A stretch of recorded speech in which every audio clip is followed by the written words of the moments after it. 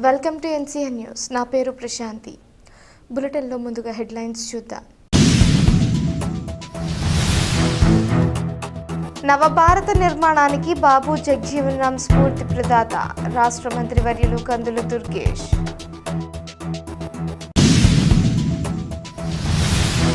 దళిత వర్గాల అభ్యున్నతి కోసం తన జీవితాన్ని దారపోసిన మహనీయుడు జగజీవన్ రామ్ అని, ఆయన స్ఫూర్తితోనే రాష్ట్రంలో కూటమి ప్రభుత్వం ప్రజాపాలన సాగిస్తోందని రాష్ట్ర మంత్రి వర్యులు కందుల దుర్గేష్ అన్నారు. భారతదేశ మాజీ ఉప ప్రధాని బాబు జగజీవన్ రామ్ 119వ జయంతి సందర్భంగా నిడదవోలు రూరల్ మండలం కంసాలిపాలెంలో పర్యటించిన మంత్రి కందుల దుర్గేష్ బాబు జగజీవన్ రామ్ విగ్రహానికి పూలమాలలు వేసి ఘన నివాళులర్పించారు. ఈ సందర్భంగా మంత్రి కందుల దుర్గేష్ మాట్లాడుతూ స్వాతంత్రానికి పూర్వం ఉద్యమకారుడిగా, అనంతరం భారతదేశ రక్షణ వ్యవసాయ శాఖల మంత్రిగా బాబు జగజీవన్ రామ్ చేసిన సేవలు అజరామరమని కొనియాడారు. భారత్ పాక్ యుద్ధ సమయంలో రక్షణ మంత్రిగా బాబూజీ ప్రదర్శించిన ధైర్య సాహసాలు ప్రపంచవ్యాప్తంగా గుర్తింపు పొందాయని మంత్రి దుర్గేష్ గుర్తు చేశారు. అందుకే ఇందిరాగాంధీ సైతం ఆయన్ని గౌరవపూర్వకంగా బాబూజీ అని పిలిచేవారని వివరించారు. అలాంటి మహనీయుడి విగ్రహానికి పూలమాల వేసి ఘన నివాళులు అర్పించే భాగ్యం కలిగినందుకు ఆనందంగా ఉందన్నారు. బాబు జగజీవన్ రామ్ జయంతిని పురస్కరించుకుని కంసాలిపాలెం గ్రామ అభివృద్ధికి మంత్రి కందుల దుర్గేష్ పలు హామీలు ఇచ్చారు. దళిత వర్గాల కోసం 3-4 నెలల్లో కమ్యూనిటీ హాల్ నిర్మాణాన్ని పూర్తి చేస్తామని అన్నారు. గ్రామంలో రోడ్లు, డ్రైనేజీ సమస్యల పరిష్కారానికి ఇప్పటికే కార్యాచరణ సిద్ధమైందన్నారు. యువత కోసం త్వరలోనే ఆట స్థలాన్ని ఏర్పాటు చేస్తామని స్పష్టం చేశారు. నియోజకవర్గ ప్రజలకు తాను ఎల్లప్పుడూ అందుబాటులో ఉండి ప్రజాసేవ చేస్తానని హామీ ఇచ్చారు.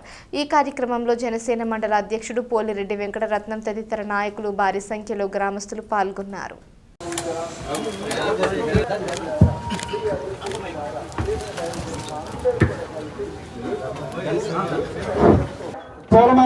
जोहार बाबू जगजीवन राम, जोहार बाबू जगजीवन राम, जोहार बाबू जगजीवन राम, जोहार बाबू जगजीवन राम, जोहार बाबू जगजीवन राम, जोहार बाबू जगजीवन राम. స్వాతంత్రానికి ముందు భారతదేశానికి స్వాతంత్రం తీసుకురావడానికి స్వాతంత్ర సమర యోధునిగా, స్వాతంత్రం వచ్చిన తర్వాత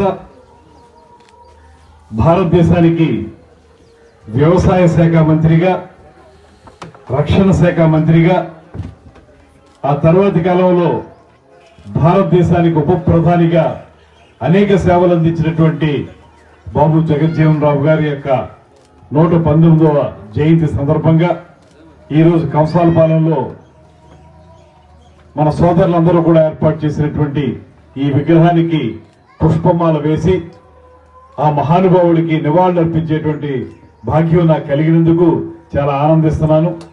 ఒక మహానుభావుడు దేశంలో దళిత వర్గాల వారిని పైకి తీసుకురావడానికి తన జీవితం యావత్తు కూడా త్యాగం చేసినటువంటి ఒక పెద్ద నేత, అన్నిటికంటే మించి రక్షణ శాఖ మంత్రిగా ఆ రోజున భారత్ పాకిస్తాన్ మధ్య జరిగిన యుద్ధంలో అత్యంత కీలకంగా వ్యవహరించి భారతదేశానికి విజయం సాధించడానికి ప్రధాన కారకులైనటువంటి రక్షణ శాఖ మంత్రిగా జగజీవన్ రామ్ గారికి ప్రపంచ దేశాల్లోనే చాలా గొప్ప పేరు ఉంది.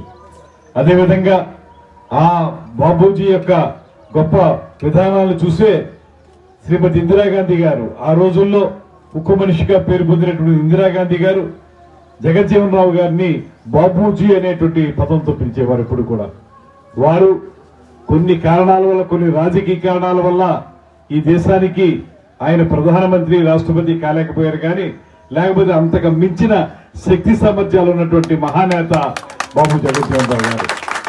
ఇవాళ ఆయన చూపించిన దారిలో ఎవరైతే దళిత వర్గాల వారు ఉన్నారో వారందరికీ కూడా సమున్నతమైన స్థానం కల్పించడానికి కూటమి ప్రభుత్వం కట్టుబడి ఉందనేటువంటి మాటను కూడా మీ అందరికీ మనవి చేస్తున్నాను.